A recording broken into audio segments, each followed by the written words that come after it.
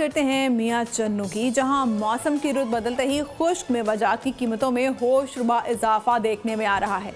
इस बारे में जानते हैं बोल न्यूज़ के नुमाइंदे एजाज अहमद से। एजाज, बताइएगा। बिल्कुल, शय खुर्दोनोश की कीमतों में होशरुबा इजाफे ने आम आदमी को खाने की अशिया से भी महरूम कर दिया।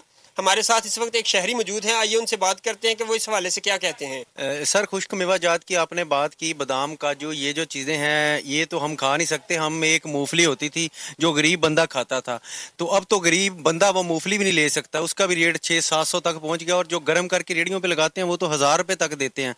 तो अब हम ये नहीं खा सकते। अब तो हम देख सकते हैं रोटी के लिए हम रोटी के लाले पड़े हैं। जो महंगाई का दौर जा रहा है, बिजली के बिल पूरे नहीं हो रहे, तो ये खुश्क मेवाजात ये हमारे लिए, मैं तो ये कहता हूँ ये हमारे लिए नहीं है, ये अब अमीरों के शौक हैं, वही पूरे करें।